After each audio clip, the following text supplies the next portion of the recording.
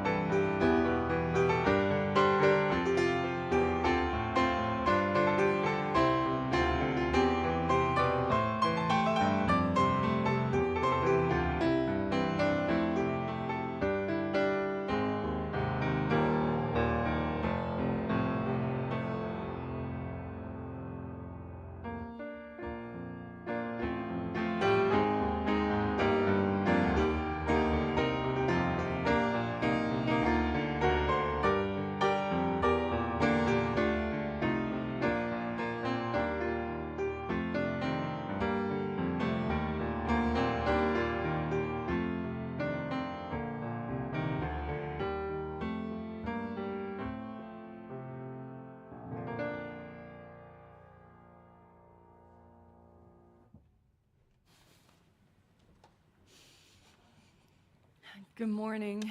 I am Reverend Nancy McDonald Ladd, blessed as always to serve as your senior minister. While it is usually the task of a board member to introduce our theme for the month, this month that task falls with me. The theme we share, liberating love, and I would invite you to embrace a bit of nerdiness since we gave me this job this month. The word freedom, it is of course free plus dumb, which means domination. It is freedom from dominion. Free, and this is where it gets really nerdy, it comes from the Old English and back to the Proto-Indo-European root pre. The Germanic language changed the P to an F, so pre becomes free. So we go to an appendix and we look it all up again. We see what that root word pre, which became free, really means, and the origin of it all. The dictionary tells us is to love. The word that becomes free, that passes down to us, has its root in the meaning to love.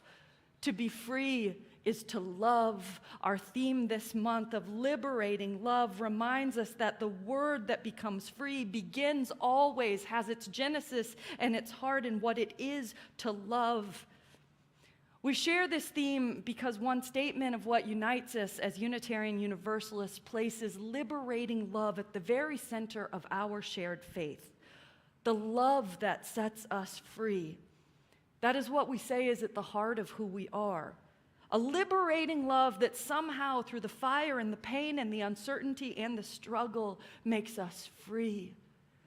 On this holiday weekend, when we honor the great ones who have gone before us, we ask what it might take for freedom to mean something other than individual autonomy. One in isolation, fought for in disconnection. We ask what it might take for freedom to pitch all the way back to its root words and have something to do with the love that claims us and calls us each by name. This Sunday, I will preach that liberating love as best I can.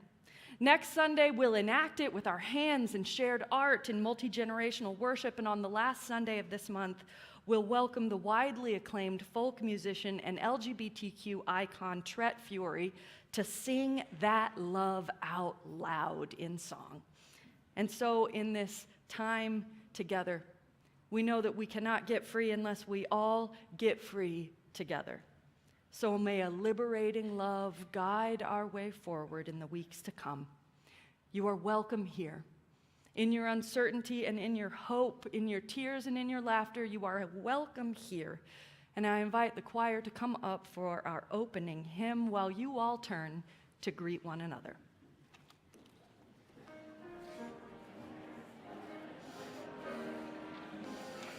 Freedom is free.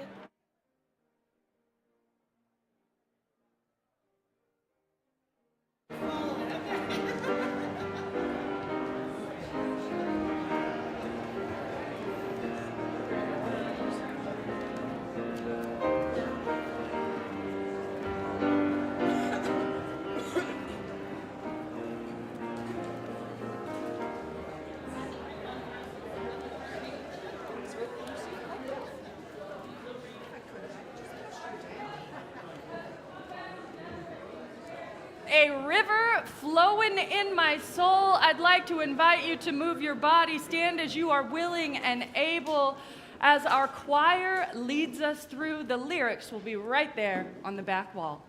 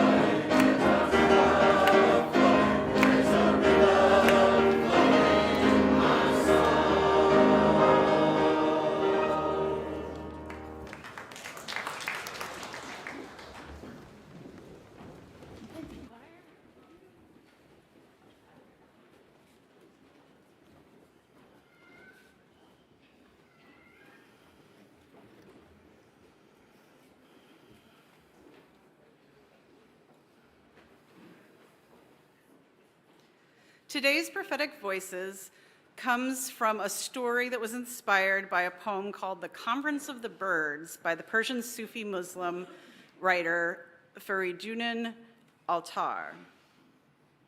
And I have a bunch of bird helpers today, so I'm really excited to see that. Once upon a time, all the birds in the land decided they needed a leader for their community. A leader, they thought, would make the community stronger. Representatives of all the bird species gathered to discuss finding a leader. The first one up was the raven. Where is my raven? Come on up.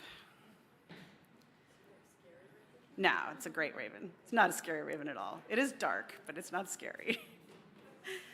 The raven said, "A leader will tell us the right things to do." And next came along the owl. The owl said, "Our leader must be wise." And then came the woodpecker. Where's our woodpecker? Here, the woodpecker comes. The woodpecker said, "A leader must believe we are each important, big and small." And then came the parrot.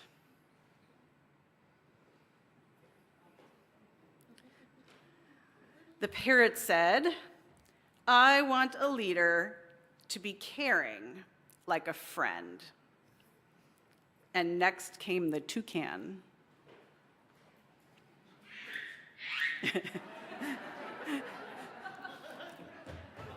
Amazingly, the toucan spoke in a language they could all understand and said, "Yes, the leader should help us share and get along better." Next came the cardinal. Where's that bright red cardinal? The cardinal said, "A leader must make us feel safe." And lastly came the eagle.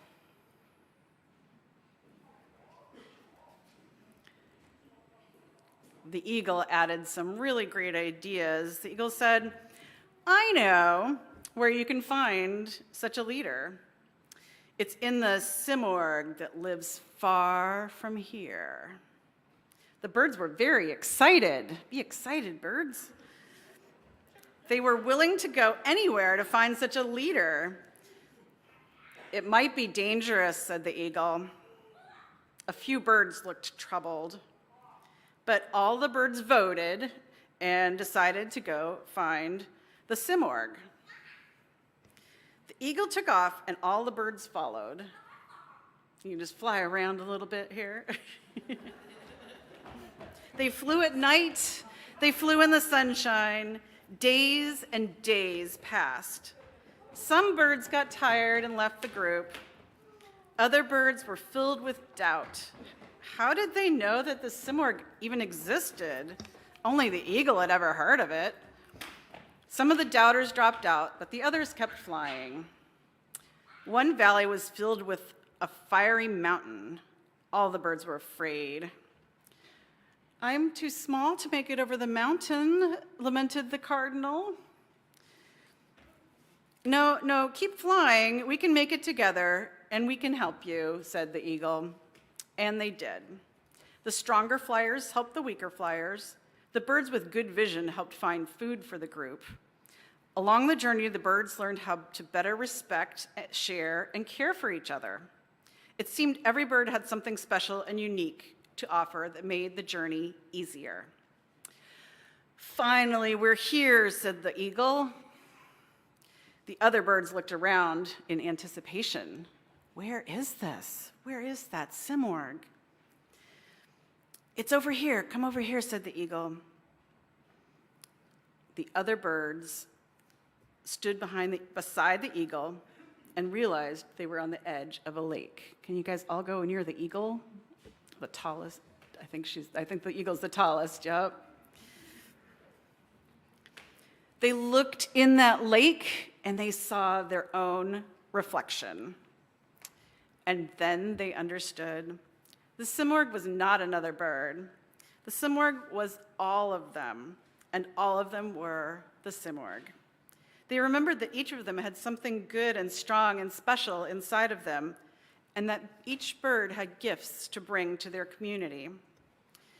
They were all that was needed to help keep the community strong. No leader required. They knew now that together they could do anything. Thank you, birds. You can go back and sit down.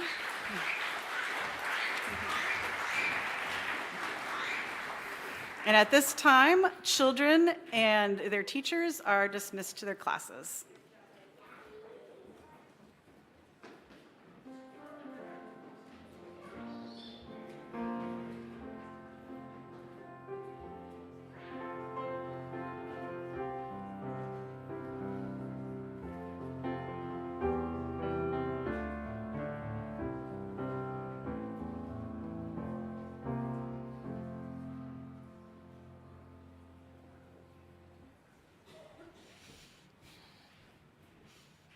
Bye, birds.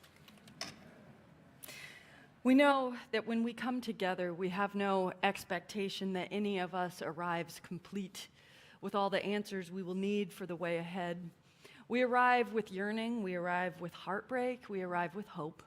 And in just a moment, we'll invite you to take some time and some dedicated space to light candles for the joys and the concerns that rest in the silent sanctuary of your heart. But there are a few to lift up before us all in gathered community today.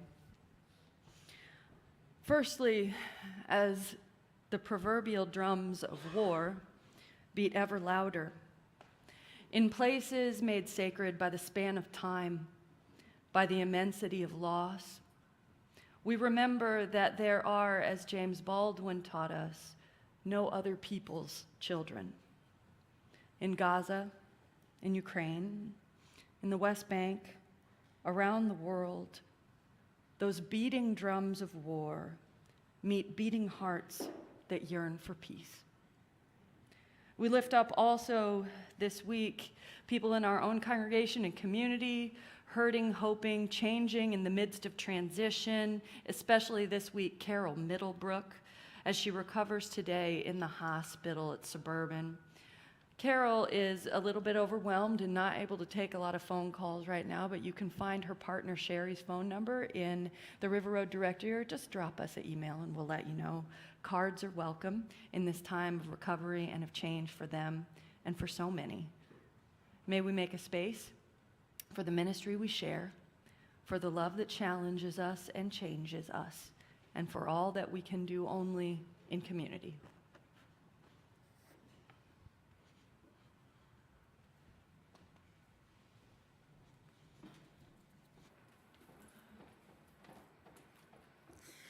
As Reverend Nancy mentioned, we'll move into a time of intentional dedicated candle lighting after this morning's prayer. Well, you'll be invited to listen to a musical reflection from your very own seat or join us at either stations to light candles.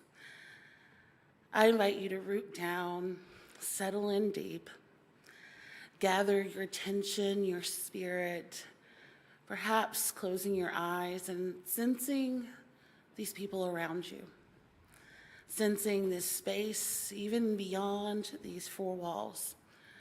Our prayer this morning, once again, comes from Howard Thurman, who was actually a teacher to Martin Luther King Jr. and helped shape so many of our movements for liberation. This prayer is, how good it is to center down. How good it is to center down, to sit quietly and see one's self pass by. The streets of our minds seethe with endless traffic. Our spirits resound with clashings, with noisy silences, while something deep within hungers and thirsts for the still moment and the resting lull. With full intensity we seek, ere the quiet passes, a fresh sense of order in our living, a direction, a strong, sure purpose that will structure our confusion and bring meaning in our chaos. We look at ourselves in this waiting moment, the kinds of people we are. The questions persist. What are we doing with our lives? What are the motives that order our days? What is the end of our doings? Where are we trying to go? Where do we put the emphasis? And where are our values focused? For what end do we make sacrifices? Where is my treasure, and what do I love most in life? What do I hate most in life, and what am I true? Over and over, the questions beat in upon the waiting moment. As we listen, floating up through all the jangling echoes of our turbulence, there is a sound of another kind, a deeper note, which only the stillness of heart makes clear. It moves directly to the core of our being. Our questions are answered, our spirits refreshed, and we move back into the traffic of our daily round with the peace of the eternal in our step. Oh, how good it is to center down. Blessed be.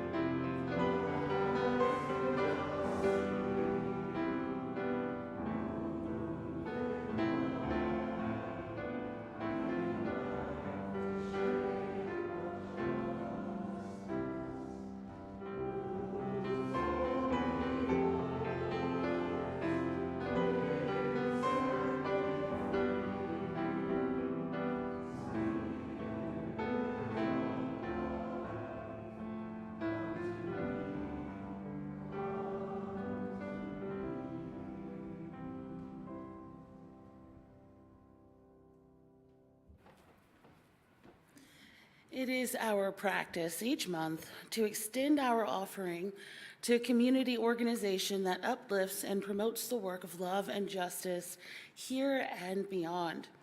For the month of January, this organization is La Clínica del Pueblo, and we've been partnering with La Clínica for many years.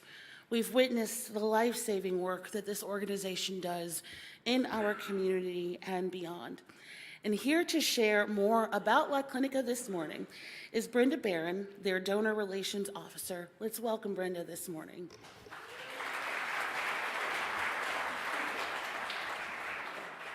Good morning. It is such an honor and excitement to be here. I have been Donor Relations Officer at La Clínica for a year now, but I've known La Clínica for 21 years.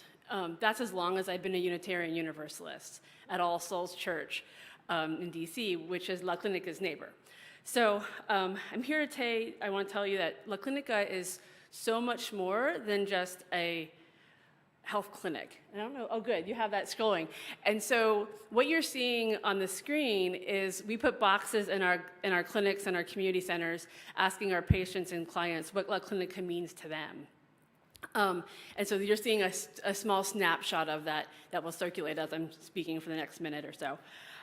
So what I want to say is that I also, as I prepared for this, I realized how much of what La Clínica does is core to Unitarian Universalist values, and so I want to highlight a little bit of that right now.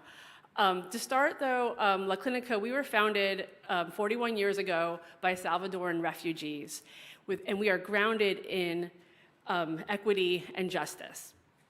And today, our mental health and our medical providers serve over close to 5,000 patients with compassion and dignity every day. And they work very closely with our community health action team, which is essential in making sure our comprehensive care model takes care of the whole person as they go on their health journey in their new country. We also, with that, a lot of those programs are gender-based violence prevention, LGBTQ health, and chronic disease management. Those programs go beyond our patients, and we serve nearly 50,000 newly arrived immigrants and immigrants in the region every year who would otherwise possibly not receive medical care because for a number of reasons why they wouldn't want to go to a doctor. We're there for them. And at the heart of our programs are what we call our promotores. They're community health outreach workers. And one of the things I love is that our promotores, almost all of them were once participants in our programs and often have become leaders. Some of them are now board members or testifying at city council or other things. And so they are learning how to be engaged in the community that is now their new home.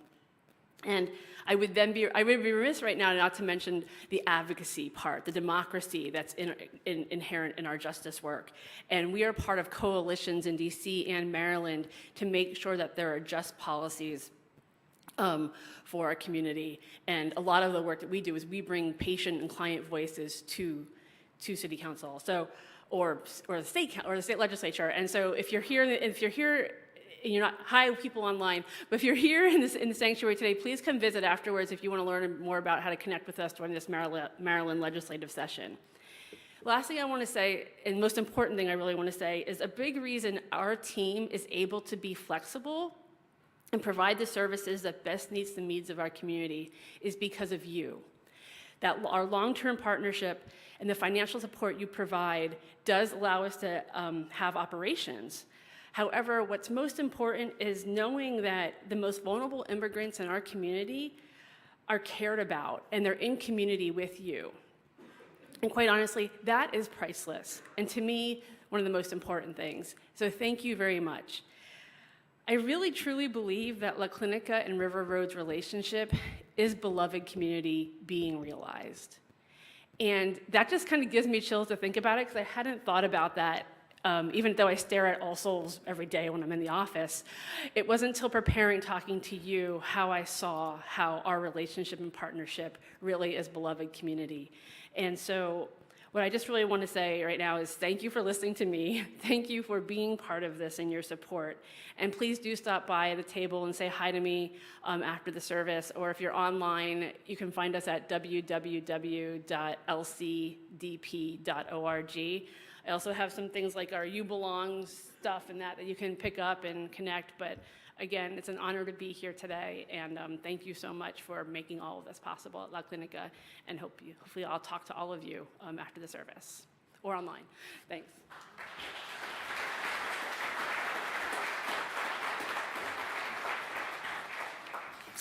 Thank you so much, Brenda. As we know, extending the offering goes so far beyond giving, as it's through true partnership that we're each able to build this beloved community here and beyond. Like Brenda shared, if you're interested in getting involved, please visit after the service. You can find them online, and if you need some help getting to their website online, you can find a link to their website on our website under our social justice giving page. You can also reach out to our very own Charlotte Jones Carroll for more information on how you might like to get involved in this partnership, this long-standing partnership with La Clinica. As always, you can give in many ways at River Road. You can give online at rruuc.org. You can text to give at 73256 and selecting La Clinica, or you can give right here as the basket moves through the space. However you give, you're invited to give deeply and generously as you're willing and able, and as the Spirit moves.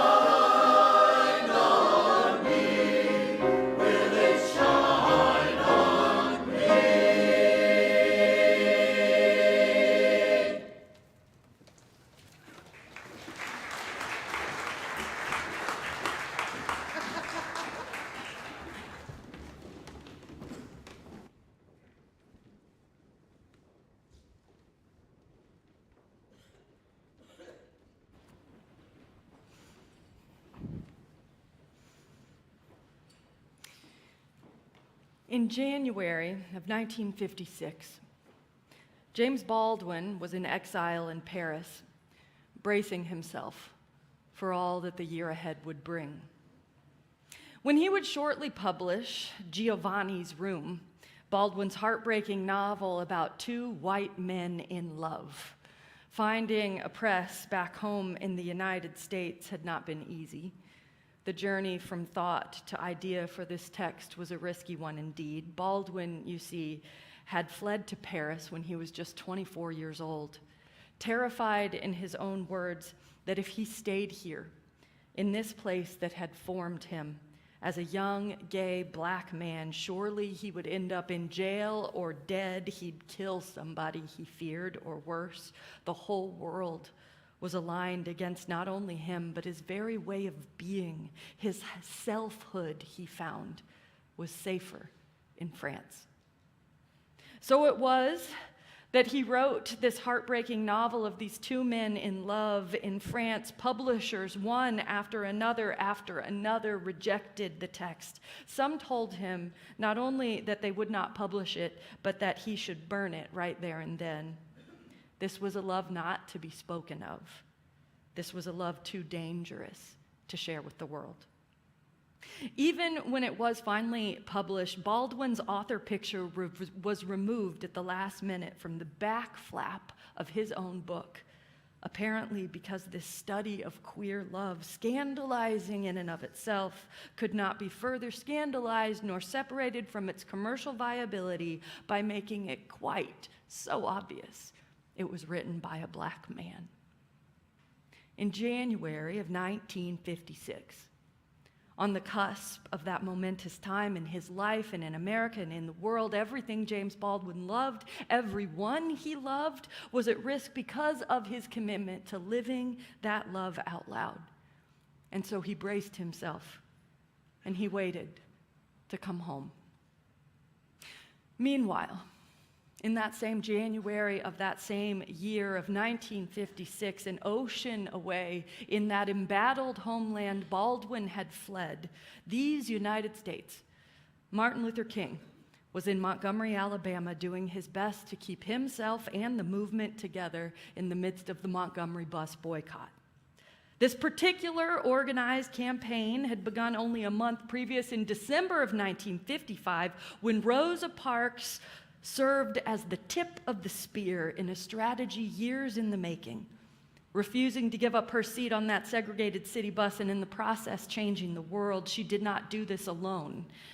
She didn't do it on a whim, nor because it was of her own choosing. She did it alongside all those who gave their hearts and their safety and their very lives to the movement before and after her.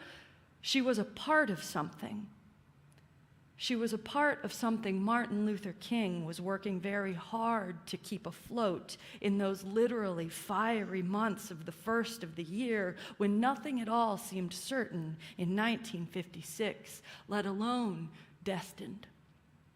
King was there in Montgomery at a meeting of boycott organizers when he got an urgent phone call with the news he had hoped, perhaps naively, never to hear. On January 30th, an unidentified white supremacist had bombed his home, leaving a charred and smoking remnant of his family's former place of safety and refuge.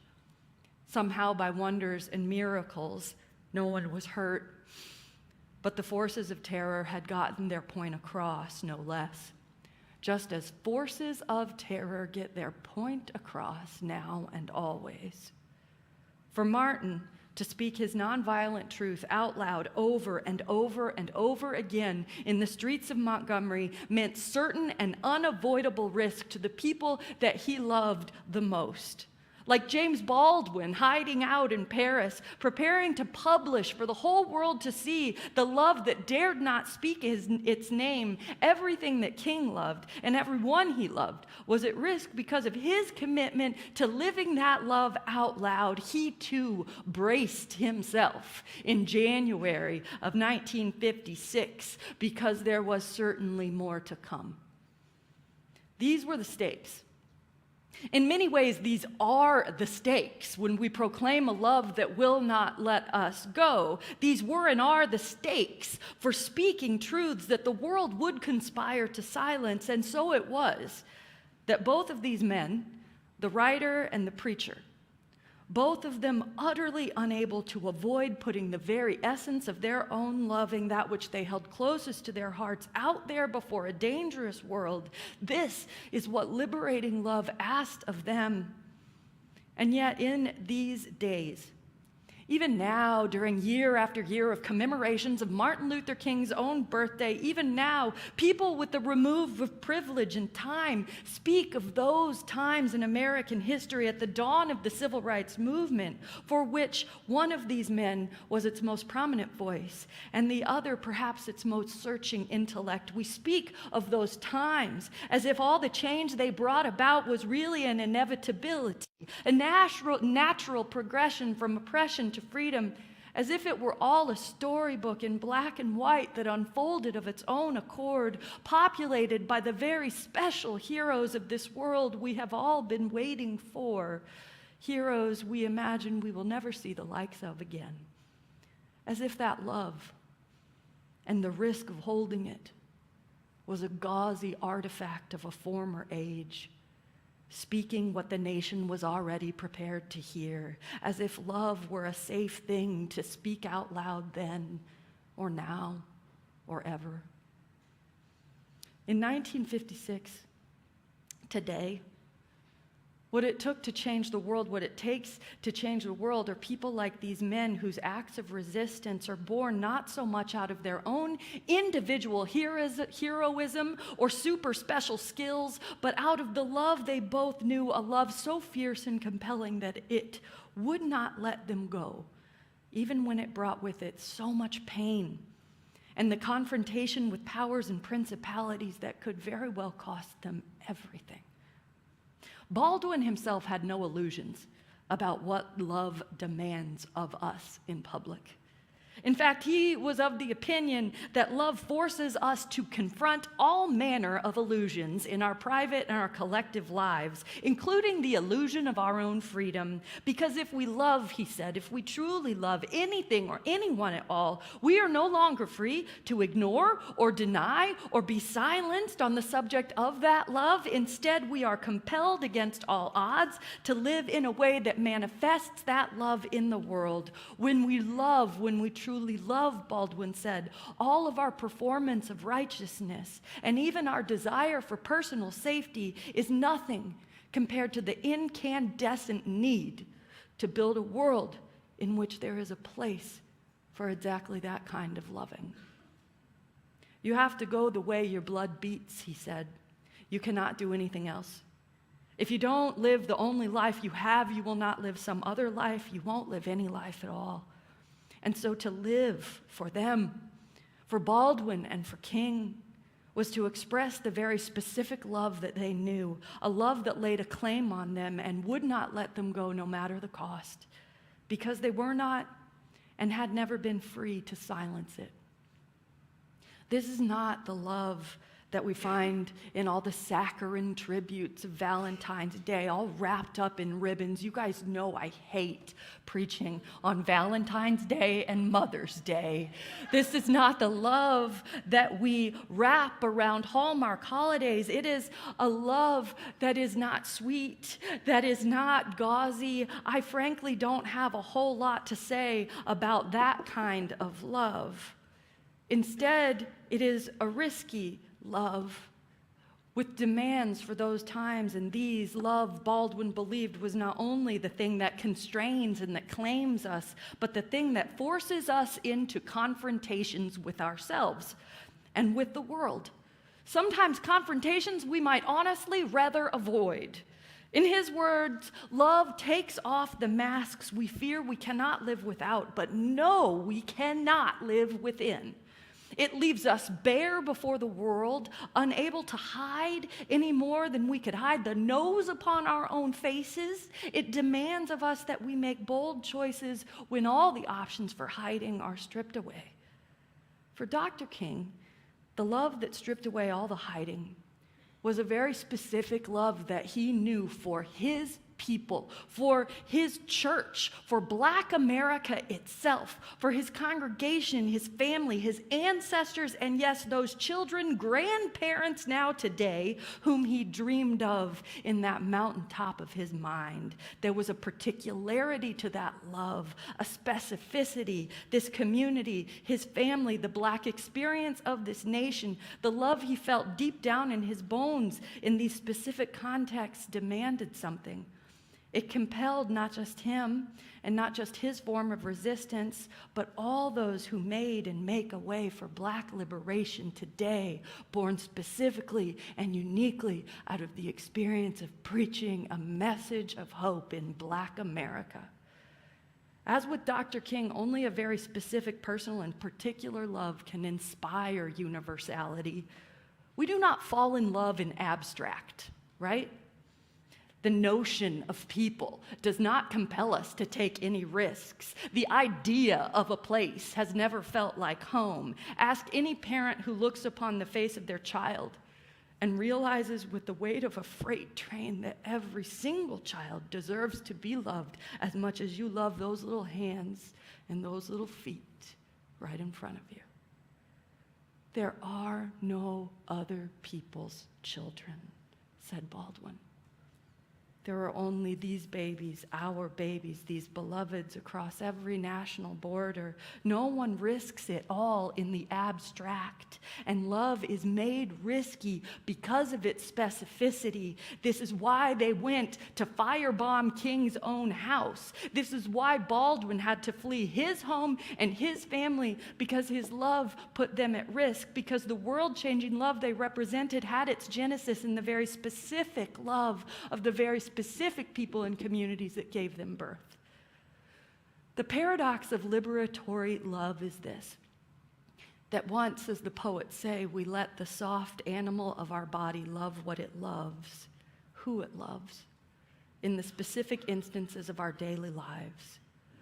Once we let this soft animal of our body love what it loves, that love extends out in radiating circles that demand something of us too. As Baldwin understood it in his own words, I use the word love here, not merely in the personal sense, but as a state of being or a state of grace. Not in the infantile American sense of being made happy, but in the tough and universal sense of a quest of daring and growth. The tough and universal sense that radiates out from the personal and the specific, a quest compelled by that which we hold most dear, a pathway out from safety, pushed forward by the need for other people in other places to love in the way that we love, to rest peacefully in the presence of that love. People like to forget that toward the end of King's life, his power was turned clearly toward anti-war activism and ultimately toward the increasing plight of the poor in this nation, the widening gap between the powerful and the people. In 1967, King's often overlooked speech entitled Beyond Vietnam spoke of the radiating circles of commitment that love is supposed to compel in a way that, quite frankly, many in this country did not want to hear about from him. In his words, with all the gendered vernacular of the time, this call for a worldwide fellowship that lifts neighborly concern beyond one's tribe, one's race, class, and nation is in reality a call for an unconditioning and all-embracing love for mankind. This often misunderstood, misinterpreted concept, so readily dismissed by the niches of the world as weak and cowardly, it has now become an absolute necessity for our shared survival. When I speak of love, I am not speaking of some sentimental and weak response. I am not speaking of the force which is just an emotional bosh. I am speaking of that force which all the great religions have seen as the supreme unifying principle of life. Love is somehow the key that unlocks the door which leads to ultimate reality. In this way, love is not a feeling but a power, a force that pushes at the fabric of our communities, our nation, and our world, transforming us in its fierce insistence. Love invites a quest. It is inherently compelling, never static. It demands the courage to take on that quest even when the consequences are dire, and the vulnerable openness it demands asks more of us than we want to give. Love is not a noun to be defined or debated, the existence of which can be proven or disproven in material form. It is a verb to be acted upon, even and especially when that action is terrifying. In 1956, the consequences of the love these men held, this love they could not help but live out loud, the consequences of it were indeed unknown to them and to the world. The turning points that they compelled were still to come. It was only in looking back, writing in 1975, that the great Catholic theologian and journalist Gary Wills could see these moments for what they were. As he wrote, "Recent history must seem like a nightmare confirmation of every redneck's fears. First, a Baptist minister of all people started a revolution. One of those safe, black, over-solemn preacher types with a Bible full of submissiveness. Yet suddenly that book caught fire in his hand. The pulpit had become a force again, a source of militant strength. Churches, long the most innocuous part of our collective landscape, were becoming dangerous." That love, it burst out of its safe and normal confines, including from the parameters of pulpits just like this one, the safe confines of biblical interpretation that so often calmed instead of compelled in moments of crisis for this country. That love found a home in the unlikeliest of places, the pulpits of over-solemn preacher types and the shelves of your local bookstore. Innocuous places caught fire and became dangerous again. Something caught fire in the hands of those whose masks were removed, for whom there was no more hiding, and it was terrifying, and it was vulnerable, and it was uncertain. Here, in January of 2024, how is that true? January of 2024.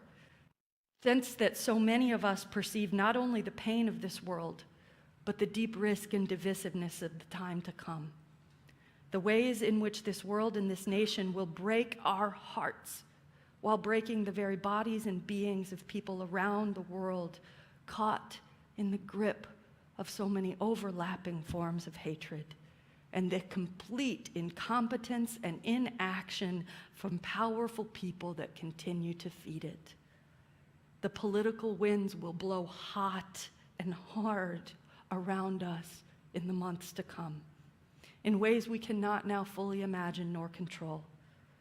There is a sense for me, and I think for many of us, that it might be easier to hunker down, to use whatever tools we have at our disposal to let these winds of change, these powerful and painful forces blow right past us in these spaces we are lucky enough to make safe for ourselves. Surely, like the birds in our story today, someone else will come, compelled by a power we do not personally wield, to lead us where we need to go, out of this mess, through this pain, to whatever world we will live in on the other side of today's so deep division. But my call to myself, to us, on this Martin Luther King weekend, is to let love work upon us, even as it breaks our hearts.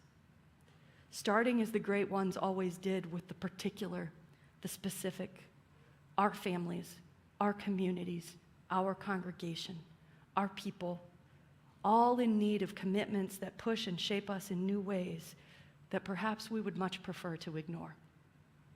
There are masks we are all wearing to hide the way our hearts really beat, the way those hearts are breaking, the full risk involved on quests we would rather not take. May we, may you, may I, ask what masks our own loving would remove from us, how brave we might be when our own broken hearts are bare before the world, and ask what the world might create if we could all live our deepest, most vulnerable, risky love out loud, bearing the cost of such risk, not ever alone, but always together.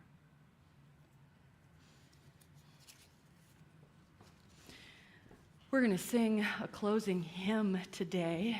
Our hymn is Love Will Guide Us. Please rise in body or in spirit to sing together as the choir leads us through.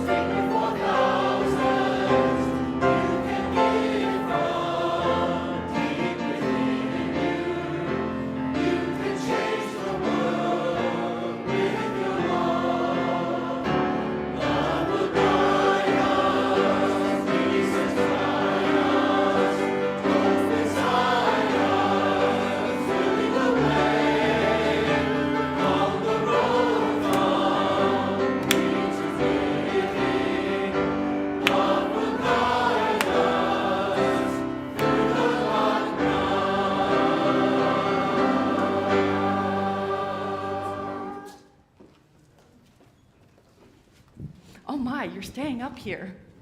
Oh, why don't you go sit down? Because I even have to get Rob Neuter up here in a minute, and you know. So while the choir is being seated, I'm just going to say some things about what's happening in the life of our congregation. You know it is endlessly and relentlessly busy and available to you in any number of ways to live and serve your love out loud. Specifically, you can join us today from 2 to 4 p.m. for the opening reception of our new art exhibit that's down the hall in the fellowship hall. It is really beautiful. Cedar Lane invites us all to attend their annual Martin Luther King Interfaith Service today at 3 p.m. at Cedar Lane. And Black Lives of Unitarian Universalist, our Black UU caucus space, is holding their first live and in-person worship service in a very long time together this afternoon at the UU congregation in Rockville. This is a space for Black liberation and Black identity. Reverend Amanda will be preaching one of the reflections there, and you can ask for more information from her. You can visit our social justice fair in the fellowship hall today and find out more about how you can participate in a Potomac Partnership social justice workshop coming up, all of our different teams and committees.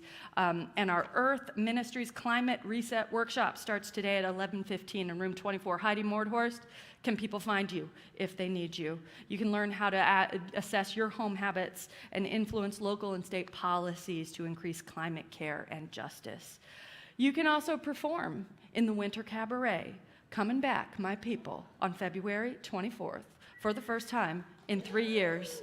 Everybody got a talent or even like the general seed of a talent. You just show up. We're making it happen. You can contact Lisa Moore. We have about 20 acts available, so let's do it. And finally, do not forget to pick up your grocery bag and your list of needed foods for our food drive for To Be Well Fed. Groceries will be collected until Saturday, January 20th. And finally, Rob Neuter, indeed, come on up to give us a little bit of reflection on leadership development here at River Road. Thank you, Nancy, and it's a pleasure to be here today. I've worn a lot of hats around this place, but today I'm wearing my hat as a member of the Leadership and Nominations Committee, whose primary function is to identify leaders who will fill roles on the board of directors and on the Leadership and Nominations Committee itself. Today, what we are doing is we're kicking off the work to identify board member candidates who we will discuss opportunities with. And I want each of you to think for a minute about whether or not you would be willing to serve. The parameters of the job where you have to commit to attending the meetings. And there are some retreats as well that you need to be a part of. And we ask that you make the job of being a board member your primary duty during the time you serve on the board, which generally should be a 3-year term, although I'm one of those people who served 4 years because I first filled a single year left on a term of a board member who had resigned. We're asking your help to help identify people around you who might serve as leaders, and asking you to ask yourself, are you willing to nominate yourself to fulfill this job? Why is it important? You know, we are an institution that does a lot of things in a religious context. We also do a lot of things as an entity. We file taxes, we hire people, we pay their withholdings, we offer health insurance, we run a building and property that has obligations to the county and to the state. We file taxes, etc. The board has its fingers in those exciting things, but they also do a lot more. Someone's got to do that job, and I view it as kind of an opportunity in the rotation of the 20 or 30 years that you're here, spending 3 of them on the board, keeping this place running, is a very great gift that you can provide to us. So I view this service as a gift, and for many of you who say, no, I'm really only here for the choir or for working in social justice and so forth, I ask that you step outside your comfort zone and think about the other things that help make the work of this place happen.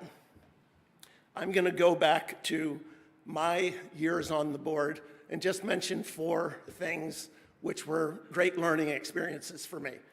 One had to do with the posting of the Black Lives Matter sign outside of the church. This was a very difficult position to take. Nancy had given a great service in which she advocated that we do this, that it was time that we stand up and make ourselves known to not only this community, but the community around us as to where we stand on that issue.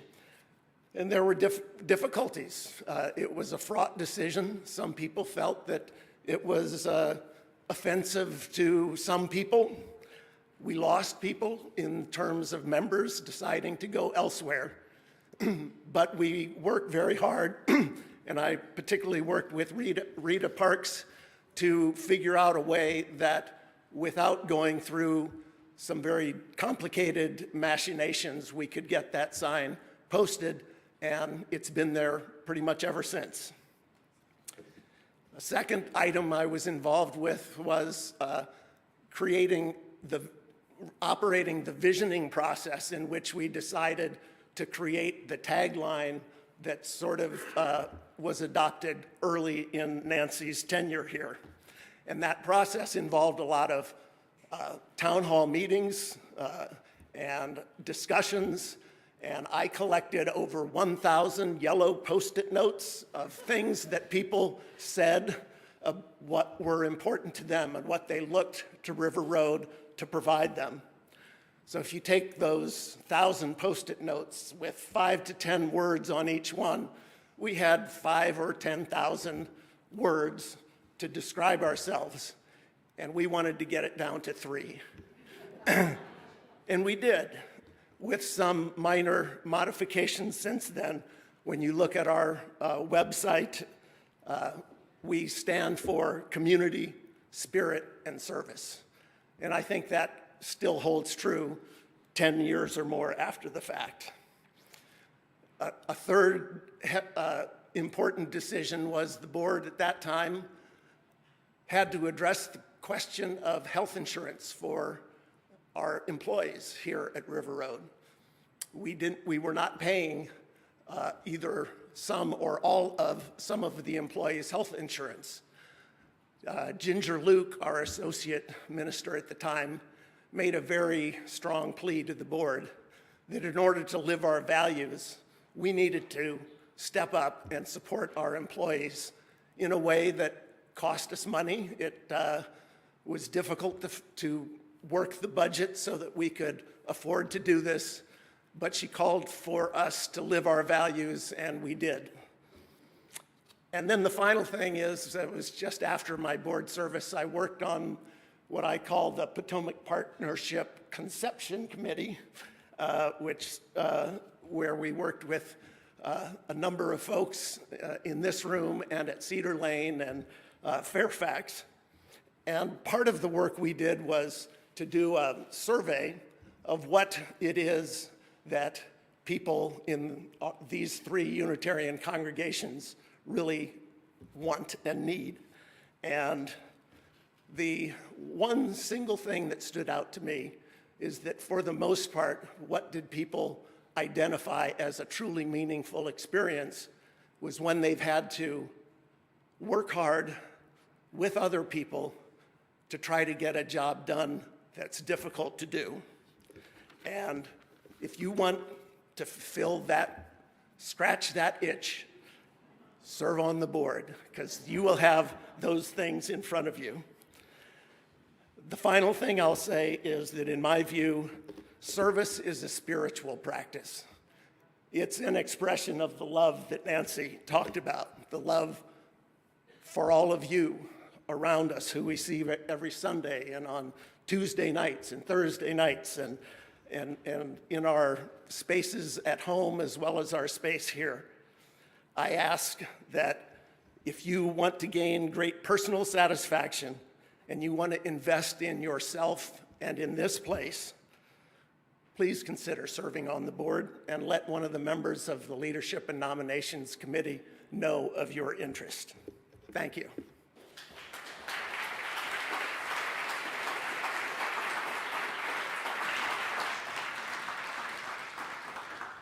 And now, as we prepare to take this light we have kindled out into the waiting world, may the love that casts out fear, the truths that make us free, and the hope that never dies guide us and those we love and those we do not love forward together till the day spring breaks and the shadows flee away.